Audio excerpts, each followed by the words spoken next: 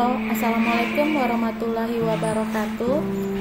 Terima kasih untuk yang sudah datang ke channel aku. Kalau belum subscribe, tolong jangan lupa di subscribe, kemudian bunyikan lonceng, dan jangan lupa kasih like serta komentar biar aku makin semangat ya. Pernikahan di atas perjanjian, episode 117. Cinta, kamu kemana? Persa Raffasa sudah tidak tenang dan menunggu pria itu kemudian buka pintu kamar mandi yang ternyata dalam keadaan kosong. Raffasa sudah mengetahui kebiasaan istrinya yang suka berada di kamar belakang dari tempat kerja Cinta. Dengan sedikit berlari dia membuka pintu kamar. Lagi-lagi kamar dalam kondisi kosong. Hanya ada barang-barang kerja istrinya dan kain-kain yang sedikit berantakan. Melihat istrinya tidak ada di apartemen, jatuhnya berdegup dengan cepat. Namun, dia tidak menyerah. Raffasa berteriak manggil nama istrinya dan pergi ke dapur. Dia berharap dia sedang masak saat ini. Raffasa terdiam ketika melihat kondisi dapur yang dalam keadaan kosong, bersih dan rapi. Cinta, kamu kemana? Raffasa meletakkan ponsel dalam saku celananya dan menghubungi nomor ponsel milik istrinya. Dia berharap saat ini Cinta hanya sedang marah dan pergi menginap di rumah temannya. Namun ponsel milik Cinta sedang tidak aktif.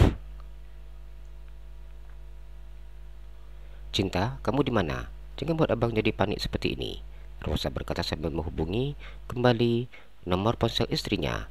Dia berjalan menuju ke ruang tamu duduk di sofa. Sudah 2 kali panggilan lakukannya, namun tetap nomor ponsel istrinya tidak aktif. Tubuhnya sungguh sangat lelah, bahkan kepala pun terasa pusing. Apalagi ketika mengetahui bahwa istrinya tidak ada di apartemen. Raffasa benar-benar kesal terhadap istrinya. Padahal dia sudah mengatakan agar Cinta harus menghubungi supir pribadi yang sudah dia siapkan jika ingin pergi kemanapun. Dalam artian, mau tempat dikunjungi jauh ataupun dekat, dia wajib diantar supir. Namun ternyata istrinya itu bandel. Raffasa berniat untuk memberikan hukuman untuk Cinta jika nanti sudah kembali.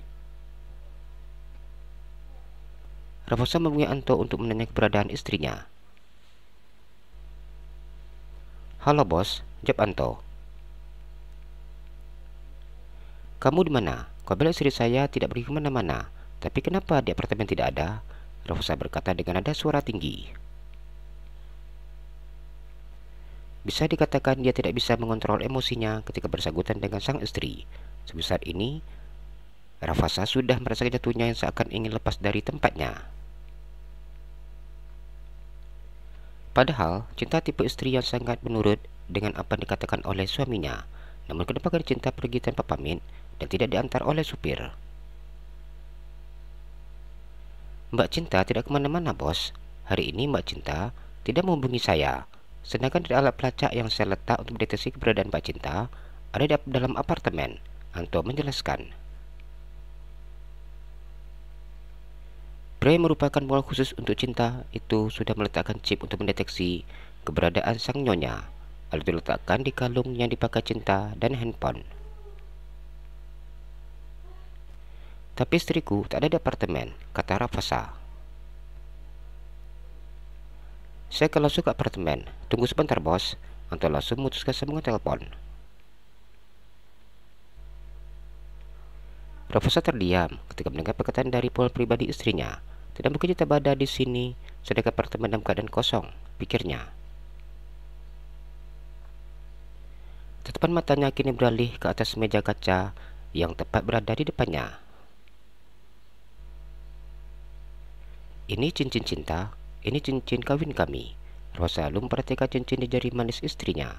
Meskipun cincin itu bukan dia yang membeli, namun dia sangat mengenali modelnya.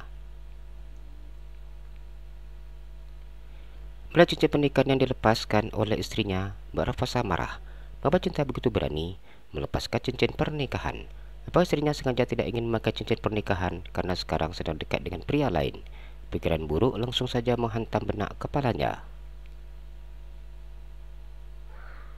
Namun bukannya cincin pernikahan yang ada di atas meja. Kalung khusus yang dibelikannya untuk Cinta juga dilepas. Padahal kalung ini merupakan kalung yang berisi alat untuk mendeteksi keberadaan sang istri. Raffasa terdiam ketika melihat surat di atas meja. Kemudian ada amplop coklat, kartu hitam, dan ATM. Melihat ini semua, tentu saja Raffasa panik. Sebenarnya, apa yang sedang terjadi? Raffasa berlari ke kamar dan buka pintu ke lemari untuk mengecek pakaian istrinya. Namun ternyata pakaian milik cinta sudah tidak ada dalam lemari. Raffasa terduduk seketika ketika menyadari bahwa ternyata istrinya sudah pergi meninggalkan apartemen. Kenapa pergi, Dek? Raffasa memegang dadanya, terasa begitu sesak ketika menyadari bahwa istrinya sudah pergi meninggalkannya.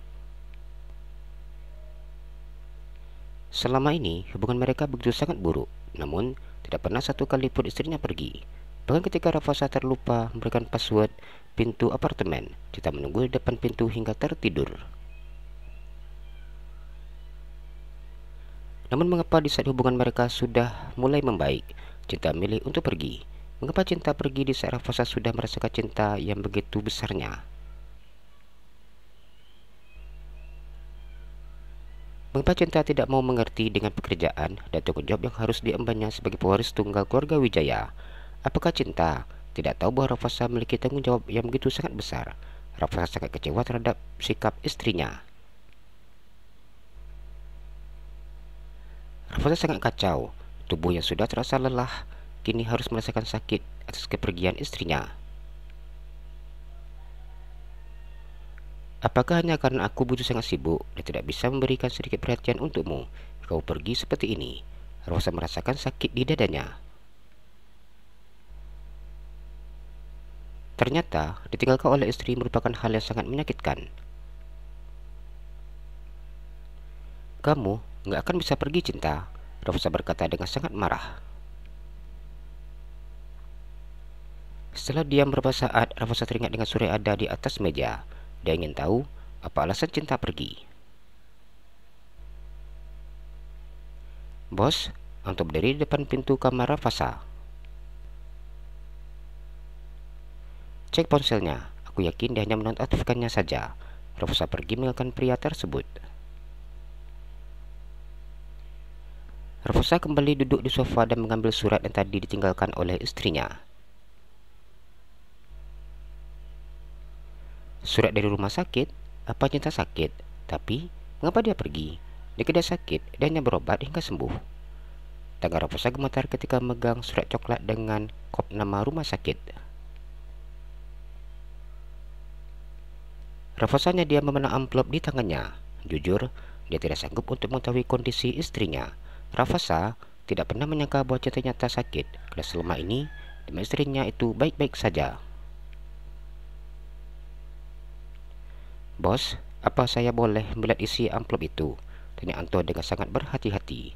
Jika kondisi bosnya seperti ini, sudah pasti Anto harus waspada agar tidak memancing emosi si tuan muda.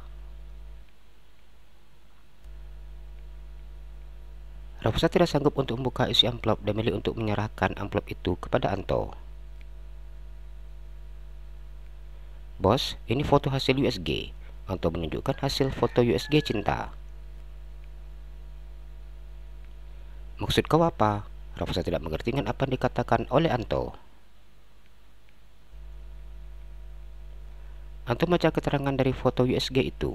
Hal ini membuat Raffasa bingung untuk menanggapi. Apa? Istriku hamil? Iya, bos. Anto bingung. Raffasa mengambil foto hasil USG istrinya dengan mata yang berkaca-kaca. Dia tidak menyangka bahwa Cinta sedang hamil. Istriku hamil. Raffasa tersenyum dan mencium foto calon bayinya. Raffasa begitu sangat bahagia dia baca keterangan yang ada di foto. Anakku akan lahir 6 bulan lagi. Apakah jenis kelaminnya sudah diketahui? Raffasa menang Anto.